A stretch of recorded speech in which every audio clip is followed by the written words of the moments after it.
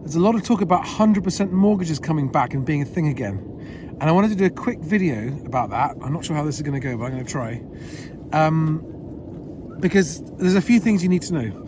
First of all, 100% mortgages are very risky for the lenders because they've got almost no security, no deposit, no equity in the property if the borrower can't afford to keep up their payments. So it's risky for the lender. Number two, it's actually really risky for the borrower.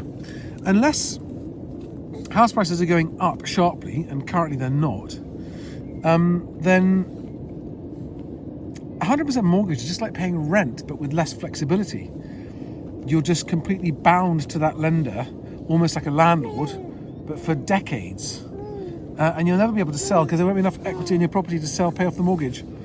And it depends on the terms, of course. It depends on how much the repayment you're making over the years. But it's got to be a very long-term thing. And thirdly, 100% mortgages have a habit of helping to undo property markets because they're kind of a last gasp, desperate attempt to keep a property market from falling. It really is like last chance saloon. Okay, we're gonna have to lend money to anyone even if they haven't got a deposit. Let's just hope it goes for the best.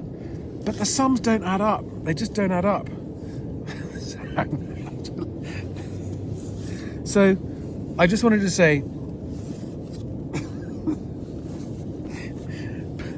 there are some people for whom 100% mortgages might make sense.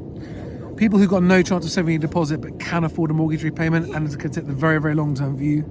I thought you wanted to get down. But if they're taking the long-term view and it's a repayment mortgage and it means at the end of the long-term period they own their property, then yeah, okay, it can make sense as long as the interest rate's not too high. But generally speaking, there's a reason that there aren't very many 100% mortgage products around. So it'll be interesting to see whether or not they do become widely available, what the lending criteria are, what the interest rates are, and how many people are actually able to get them, whether they're going to make a difference to the property market or not, because I think the numbers of people actually able to get them will be quite small. So I don't think it's going to make much difference to house prices, which means, if you're borrowing a 100% mortgage when house prices are falling, then unless you're taking a very long-term view, it's super risky. Thanks, guys. See you on the next one. Bye-bye.